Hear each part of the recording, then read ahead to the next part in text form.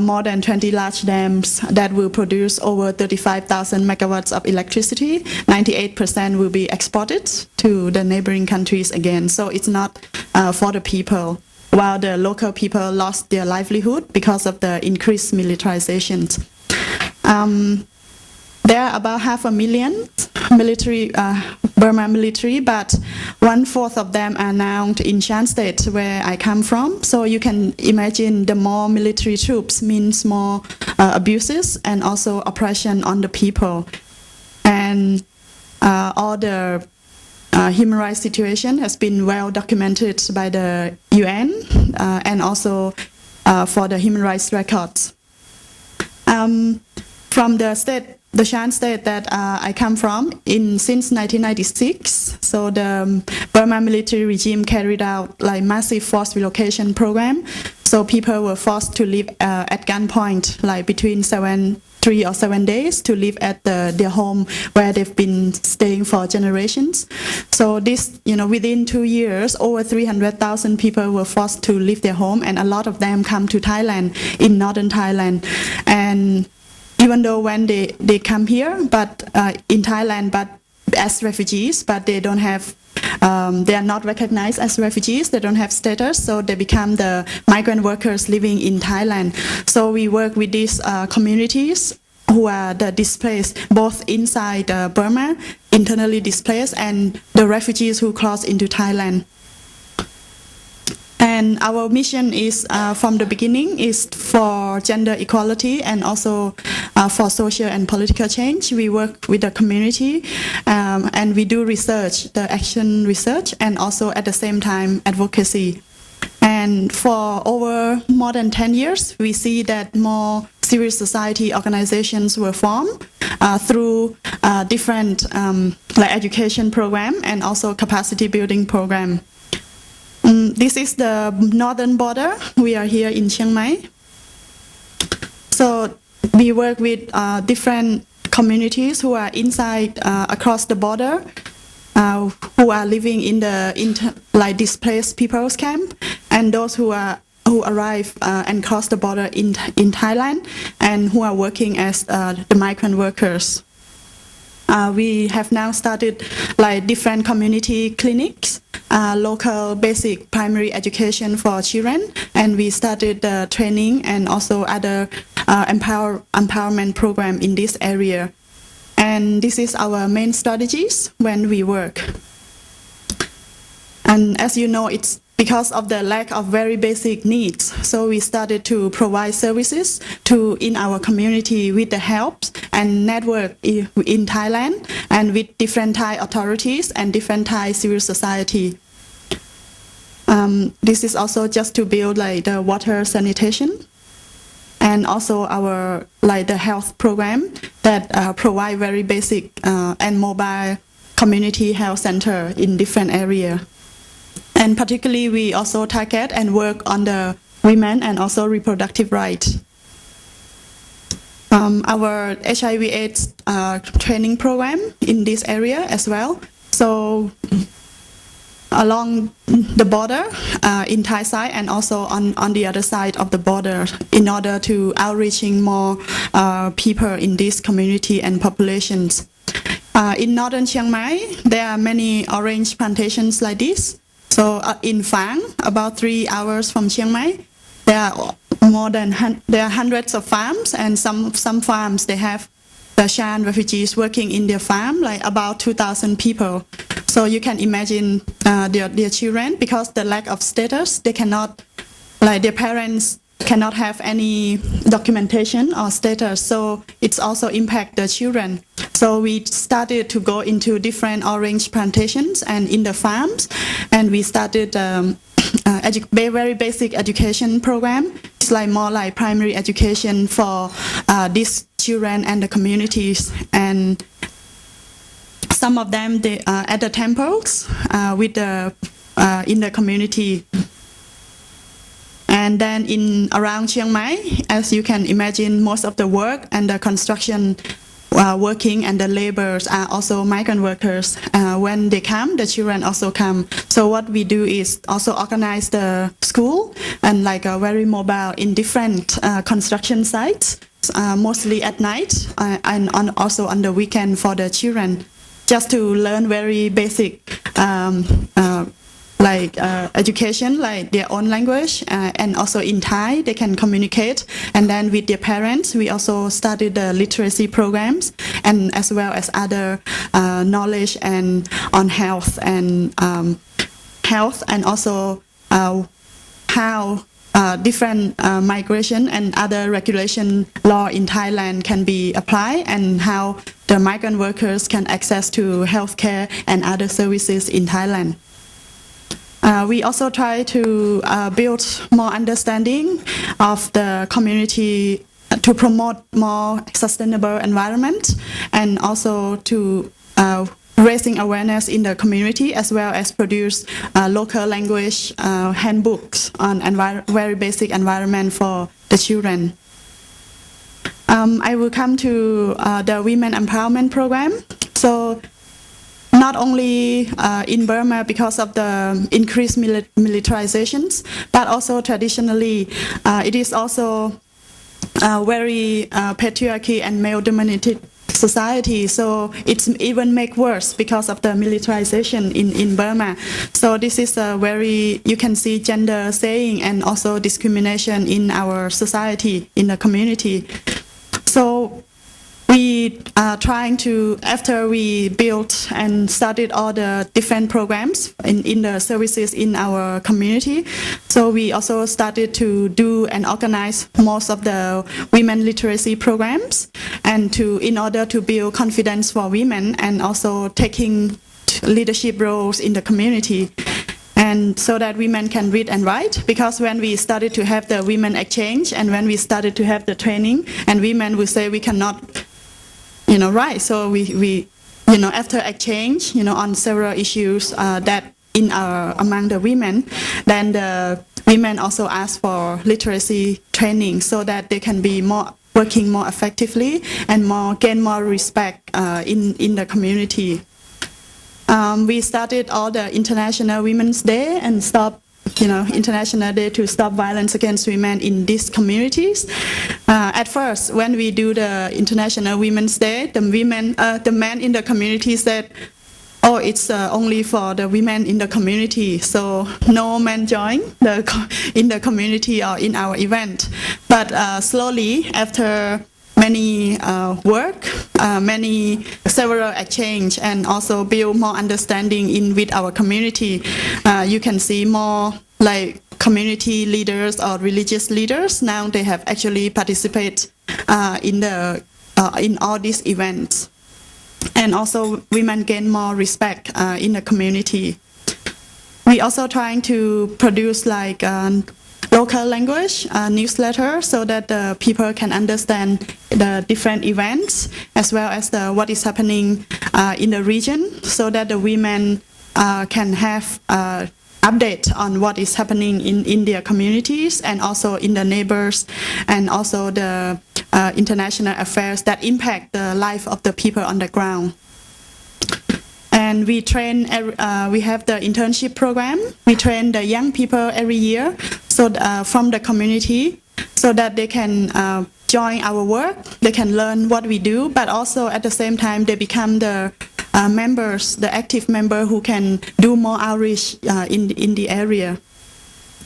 And we started our community radio program last year, so we broadcast on with the FM, the community radio here in Chiang Mai, so that the women and the workers, the migrant workers and the people in the community can hear about the different news, as well as about the women's rights and the health, and also migrant issue. And we started also the domestic violence discussion and the program. So this is twice a week, and it is very effective way to reach the communities. When women are more confident and also work well in our community, it's also women gain more confidence to discuss more on not only domestic violence, but also the issues that affect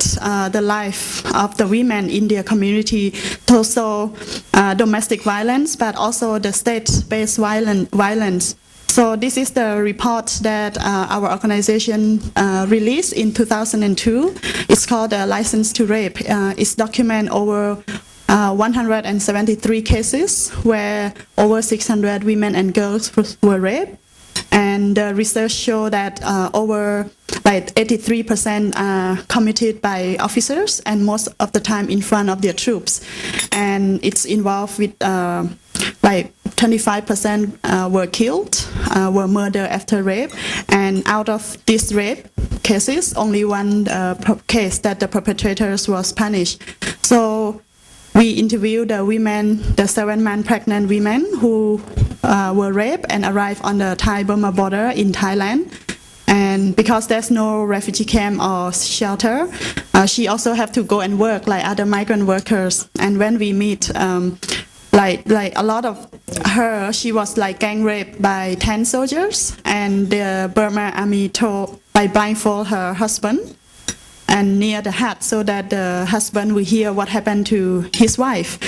So this kind of atrocities were told, and it is not new, for the women in the community. And the women felt that they should take up the issue, they should compile all the information, and therefore this report and the research were done collectively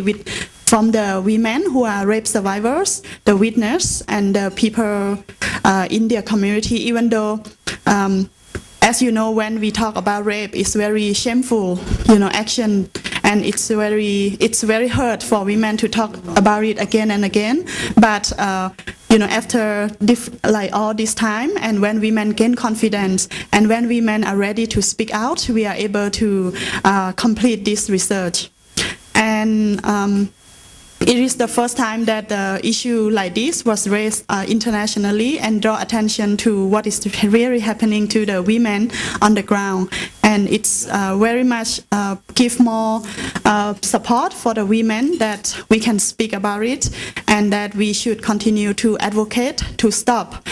such policy that continue to commit against the ethnic women in Burma. And these are stories shared by different ethnic groups and the women that we work with. So like from different ethnic states like Chin, Mon, Karen, and also different area inside Burma. In order to have better understanding in Thailand on what is happening to like people from Burma in Thai side, we trying to raise awareness about why the people continue to come to Thailand, to build better understanding with the Thai community in Thailand. And at the same time, we are trying to also build more like recognitions, of the situation of the Shan refugees in Thailand. So this is the one official visit to the camp by the Thai Senate on the Foreign Affairs Committee and the National Human Rights Commission of Thailand in order to visit and look at the situation of the people living there. Our organization and networks, we believe in the stronger networks in our region, with our Thai civil society and also the civil society in the regions, like in the ASEAN and also in Asia, so that we can push and able to raise the issue of the migrant workers in our region to have a better policy and to build a stronger movement in our community. So this is our network with the civil society in the region. Our network in the region, especially in Thailand, we do both. We give education and information to the affected communities because of the hydropower dams that will be built in Burma. But one of the dams on the Selwyn River, so this is very near parallel river with the Mekong. And the Selwyn will be in the same situation with the Mekong because Chinese government want to build like about 13 dams here in China side, the upper Selwyn, and then we have more dams planned now. And because we are downstream community and we have to raise our concern, and we want to work with the people who are going to be affected, in Thailand and in Burma, in different ethnic groups, to tell the upstream community that, there should be impact assessment, both social and economic environment in this region before taking any further steps to build the hydropower project. And we joined with in Thailand, civil society groups raised concern and was able to bring to the high level, and the Thai government appointed the subcommittee to stop and review one of the dams that are closed between Thailand and Burma, which is a very big step in order to move forward in the future, especially in bringing voices of the people. And finally, I just want to share with you that our regional networks are very important. We need to build more understanding with the people, in our region. And also, we are trying to reach with the civil society in China who are working on the health, environment, or other issue in order to support what the problems that we are facing, and in order to build people-to-people solidarity, and also to build a better future and better community and better society and just society for all of us. And I would like to end here. I just share some of our work at the community level to the regional level, and I really appreciate this forum because it gives also the people who are working in the community to share with you who are working at different levels and how we can find better solutions and work and relation in order to move forward. Thank you very much. Thank you, Khun Jamchong, for a very clear and brief presentation. Actually, I think that the issue itself is very complicated, and we can spend more time looking into this particular issue. And in terms of our teaching and learning, I think that, from my own observation, I don't think that the Thai community have been alert, on this particular issue systematically, and how would you call, with development, with the, based on the philosophy of human rights and sustainable development, we still have to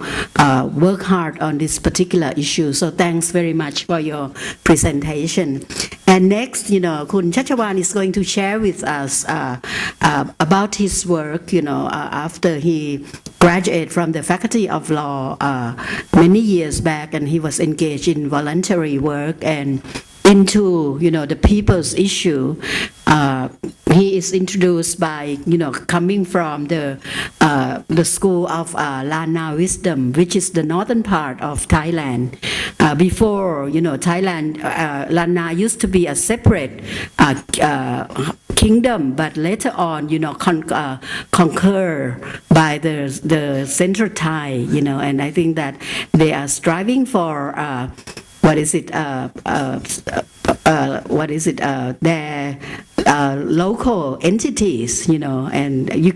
I can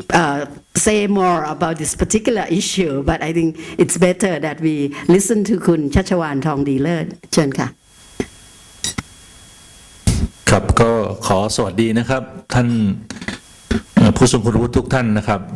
ก็คงต้องขอบคุณมากที่ทำให้ได้มีโอกาสมาแลกเปลี่ยนเรียนรู้ในที่นี้นะครับคือประเด็นของผมเนี่ยจบจากธรรมศาสตร์นะแล้วก็ไปทำงานในชุมชนเนี่ยผมพบว่าความรู้ที่เราเรียนมาเนี่ยนะซึ่งตอนแรกผมอยากพยายามจะยัดเยียด